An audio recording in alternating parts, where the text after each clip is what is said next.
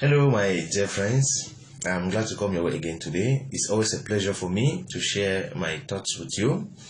You know, our series is Love People Just As They Are. And I'm glad to bring this to the table again because our society really needs love today. Our environment is so full of pressure. People are so depressed.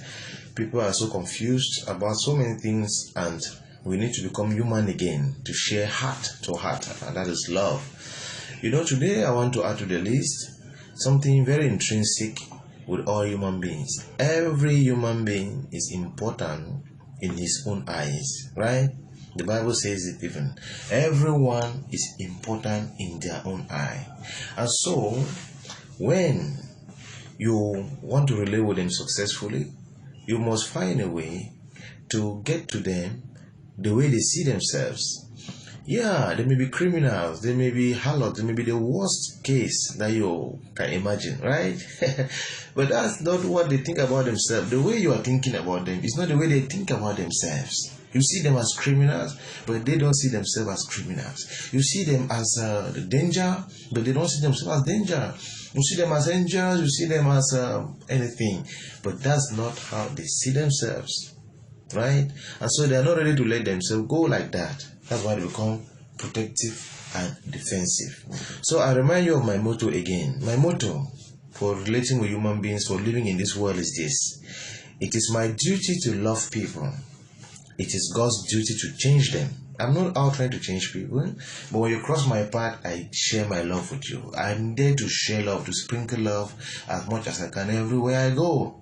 And with everyone that I meet, that one is my responsibility. If you change in the process, hallelujah. But my primary goal and ambition is not to change you, because it is God's duty to change a man. My own duty is to love that person as they are.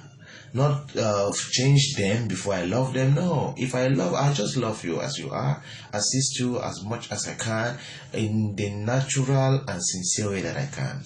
You get it? Why? Because I know that you are special. Even if you have damaged your life, even if you are a lady who have slept with 100 people, that's not my business. It's your business. And if you have to change, it's not my business too. It's God's business. But what is my own? To love you just as you are. If you are a criminal or you have damaged so many lives, it's not my business, right? It's your business. And if you have to change, it's God's business. But what is my business? Is to love you just as you are. So if you come my way and I have in my hand that which I can share with you sincerely, even if I've never known you before, I share it with you sincerely as if I've known you all my life. That is my own business. Just love you just as you are. That's how I relate. I try my best to relate with people like that. And down the line, this episode, you will see why. Because that is how God relates with us.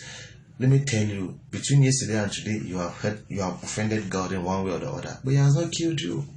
If you go into His heart, is He hating you? No, He's loving you.